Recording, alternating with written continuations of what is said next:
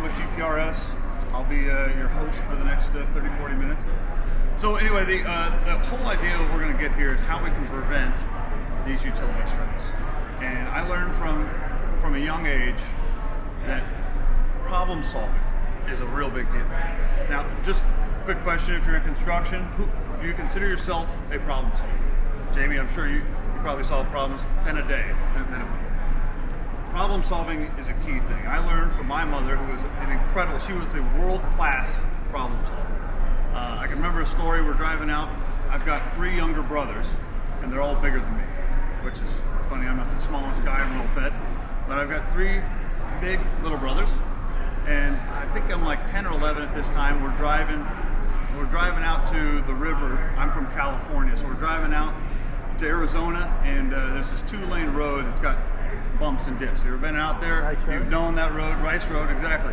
And it's got bumps and dips, and our rule in our family is if you're ever not feeling good, you get to move up to the front seat. That was the house rules. So my brother in the back, Mom, I'm not feeling good. So again, if I'm 10 at this time, I think my brother's maybe 8, and he's going, I don't feel good. So he moves up to the front seat, I move to the back seat. So he hangs his head out the window, hopefully get some oxygen, he'll feel better. Okay. Well, we drove one of these vans, one of these green Aero Star vans, if you remember these things. Now, the back window had a little sliding window, and my next younger brother, I think he was 6 at this time, he was sitting in that back side, and he says, Mom, I'm not feeling good. So he got to slide the window open, and he had to hang his head out. So if you're picturing the scene here, we got 2 boys hanging their heads out the passenger side, not feeling all that hot, driving down this bumpy road. It's probably about 100 degrees outside. Well, on a cue, perfect timing, brother number 1 in the front seat goes to Ralph down. All over my brother, sitting right behind him. Boom! Then he goes, vomits all over the side of the van. That'd be complete chaos. And so my mom pulls over, and she starts laughing hysterically, like any of us would, just non-stop laughing. But she was able to keep cool. She keep calm. You don't get freaked out in those situations. She solved the problem. We got cleaned up. We're good to go. But I realized that my mom taught a lot more about that. She became a really good problem solver because she could stay cool. But she also prevented a ton of problems moving forward. And that was one of the big things. So solving problems is great. Problems happen all the time on job sites. But how can we prevent them? How can we become a world-class problem preventer? And that's what we're going to try to learn about today. Okay? Now we're going to look at a few things like this here. This is a situation where you never want to be in, for one. Thumbs up, looks good. We're good there. Fireball erupting. Again, problem that could be prevented. This looks like a bad day for somebody. This is a very preventable problem. Okay? We've got fiber optics completely torn to shreds. That's going to be a lot of work. That guy might be there for a few days. Okay? You guys know about these problems. Close tension cables in concrete, they can be extremely expensive. They're typically stressed about 33,000 PSI. It's a big problem. It's about 9 problems right there. This one was a bad day. Preventable. Okay? That's the key. That's what we're going to get out of this. These issues, these problems are preventable. And we're going to get into why. But remember this, we're going to come back to this one. So we're going to talk about some statistics. Statistics are fun, or they're boring, but some of these are really gripping. Okay, some statistics are going to really change the way you look at what we're talking about. A lot of these statistics came from the DIRT report. The CGA DIRT report comes out every year. We're going to pull from 2019, or actually this is the one in 2020. And some of these statistics, we're going to talk about utility statistics. Over 532,000 underground utilities were struck in that DIRT report. It was the 2019 report. The 2019 DIRT report, 532,000 strikes. That's 1 a minute. That's a lot of strikes. 1 a minute. I've been talking for 8 minutes, 7 minutes. There's already had 7 strikes somewhere in the United States since I've been talking. When a strike results in injury, so someone gets hurt on one of these sites, that big fireball, okay, if someone got hurt on that, 20% of the time, 1/5 of those are fatal. unbelievable. The estimated cost due to these, $30 billion between downtime and actual time from those. A lot of the time it's the indirect cost, it's the downtime, it's the OSHA came in and shut your project down. That was going to have your costs go through the roof. Now the direct cost to fix a electric line might be 10 grand, might be 15 grand. But you shut down an entire project for 2 weeks, that's going to cost someone a ton of money. So what types of utilities are getting damaged, right? Well, we saw the nice gas line explosion, but usually we're probably hitting irrigation lines, we're hitting storm drains, we're hitting all that stuff that's not that important, right? Unfortunately, no, we're hitting communication lines. You saw that guy trying to rewrap all those fiber optics. 48% of our hits are those main fiber optic lines. That picture again. Gas lines. Unbelievably, 28% of the time we're hitting gas lines. We also hit cable TV lines, and we hit electric. The root causes of this, is funny enough, are very preventable. Communication is the number one root cause. Someone did some locating, the guy got on the backhoe, he decided to dig where they didn't do the locating. Because it never got communicated, hey, we're digging over here. This is where we did the locating. We didn't do the locating over here, but he's digging anyway. Communication is the number one root cause of all these damages. You're probably thinking, well, that seems pretty preventable. We can solve that problem pretty easy. We can. Poor or no ground disturbance policy. So again, we're just digging. We don't have anything in a step-by-step procedure on what we're doing. And then the third one is the locators that were called didn't do a good job. Okay, so the locating practice that was done on the job site was not good enough. So we'll talk about some concrete damages as well. So we had 112 incidents, but the results were $4 billion in damages on those concrete damages, those post-tension, those electric lines that are getting struck. Okay, we had 240 injuries. We had ourselves 6 deaths, and that's from 2020 from the concrete damages, those post-tension hits, those electric lines that were struck. And a lot of times you can see some of the costs associated. So we brought back this picture again. When you're seeing the cost to re-stress and fix these cables, typically running you $5,000, $6,000, $7,000 a cable to re-stress. It can be extremely costly. Again, the root causes, you would have guessed it, communication. Okay, not communicating properly before you cut, before you core, is going to be the root cause of these situations. You also have scanning process not sufficient, so someone didn't scan properly, someone didn't know what they were doing. And then there was some type of error with the drill that could have caused an issue. Okay, now we've also got pipe and sewer. So what's going on with pipe and sewer lines? Well, between 2004 and 2014, we have a 10-year window here. We had urban flooding caused $9 billion in damages. Okay, so the urban flooding mostly contributed to, that was 71 deaths. Most of that urban flooding was because of our storm drain systems not being able to handle whatever water was coming in. The heavy rain season, high water table, hurricane, whatever it might be, our storm system was not able to handle it. A lot of that is because these storm lines are damaged. They're corroded, they're full of stuff. So we need to be able to do that. So right now we've got 160,000 wastewater treatment plants in the US. Unfortunately, 81% of them were at 81% of capacity, and 15% of the plants are completely full. They cannot handle anymore. And the worst part about it is that 50% of the water they're getting is not sewage. It's other water. They're getting other water into the system that should not be coming through the plant. And a lot of that's coming through leaking pipes that are getting into storm drains, a lot of infiltration, and that can cause a lot of issues. Natural water loss at 15%. Okay, so the question is, where is that water going? It's getting into our system. We're processing water that is good water, groundwater, and it's getting into our systems, causing a big issue. Remember this picture, okay? This was a water line here that had a leak on it. It started infiltrating into this sewer line. Well, that water, as it's getting into the sewer line, is taking all of the earth from around it also. So all of that dirt, all of that soil is just flushing into the sewer line from that water leak. That water leak is flushing into the sewer line, causing this giant sinkhole. Okay, pretty bad day for 2 Nissan Sentras. Okay, but preventable, something we can prevent. Routine maintenance. Doing a leak detection on this water line would have found this problem. Routine maintenance on this sewer line would have saw that, hey, we've got water coming into this sewer line. unfortunately, the McKinsey and LEK did a research study where they were trying to figure out where are we at right now, general contractors, and how they're using private locating services.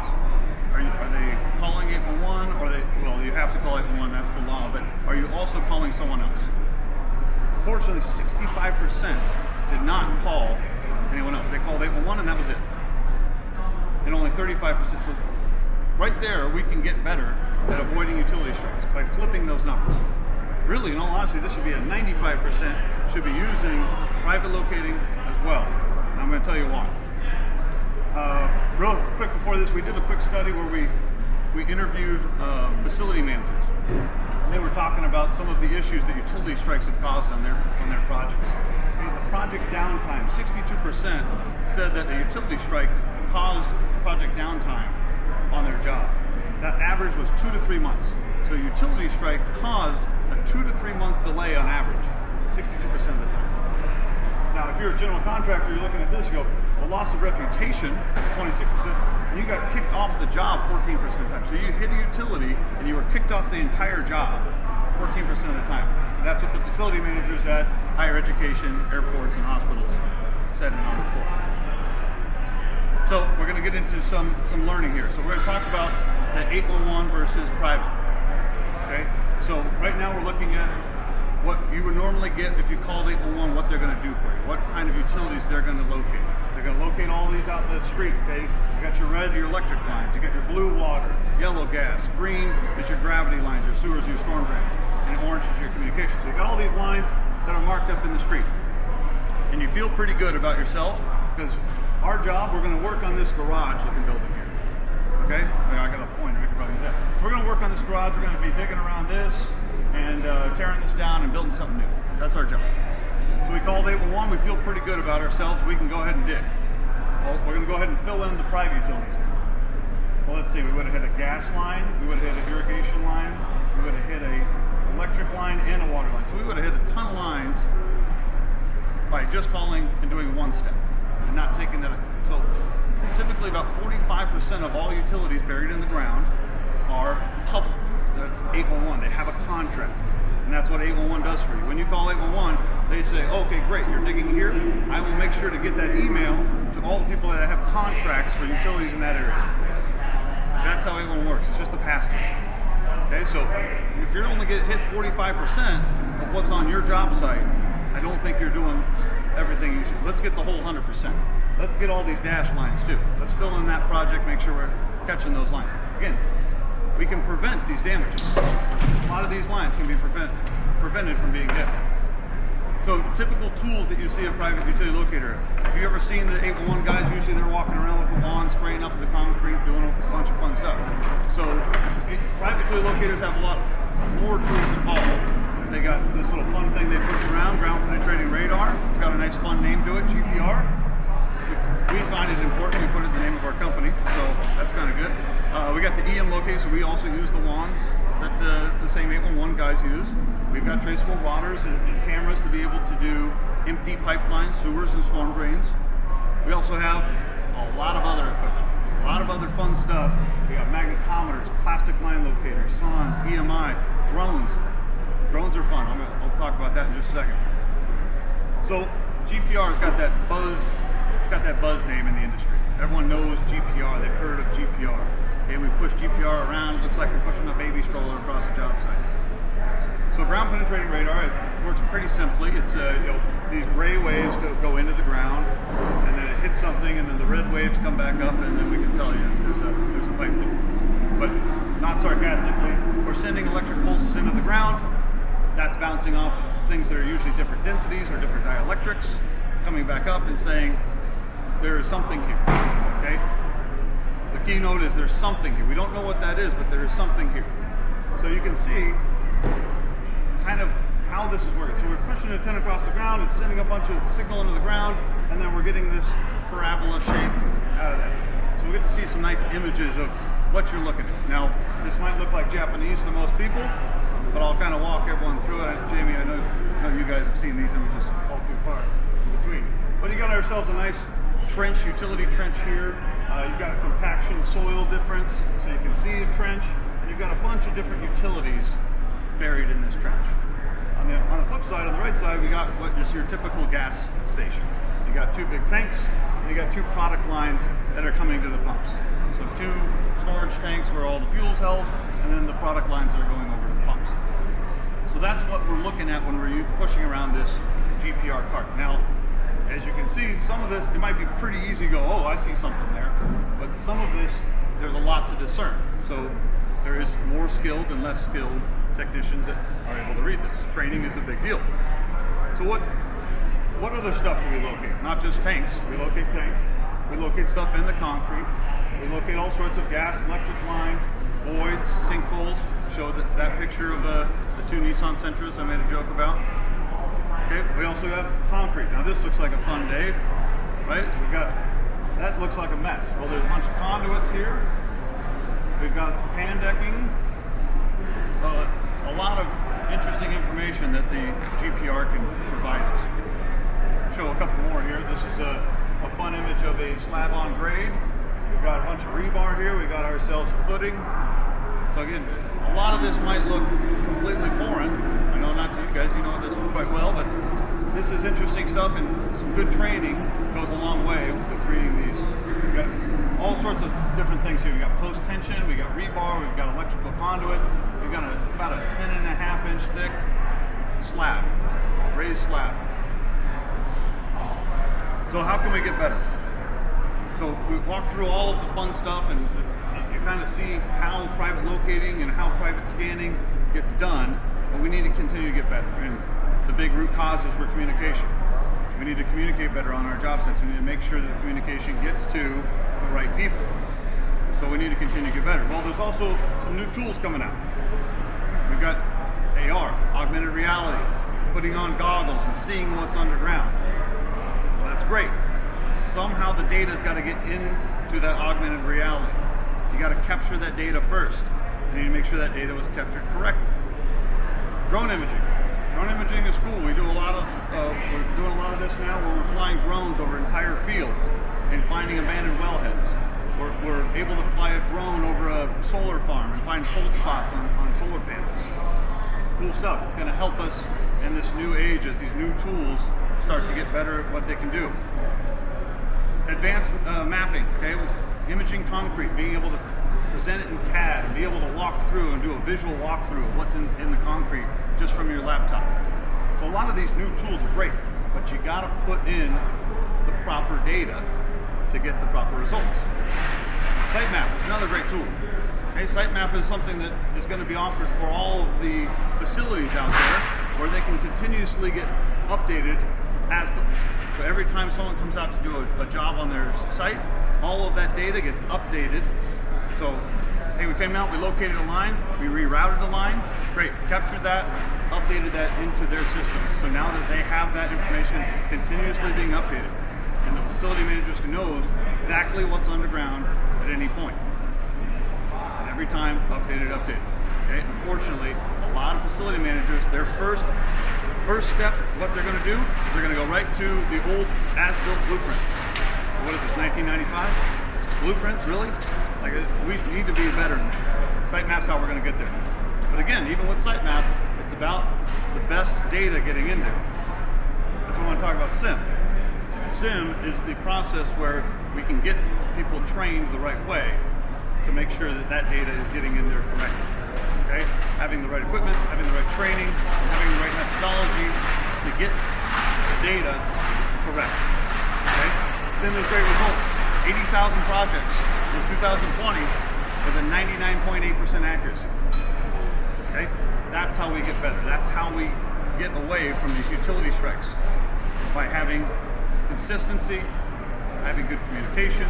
That's a big part of, I said, communication with two of the root causes for both concrete and utility strikes. SIM has two different levels of communication to prevent those types of damage. So again, this is the idea, this is what we're getting at. If everyone understands how they can be a part of this, how they can help prevent these damages, we can continue to get better. And hopefully we can switch some of these numbers that I put up there because they're a little scary. That's all I have for you today. If there's any questions, I'm here. I got a couple cards here. Jamie, you know how to get on.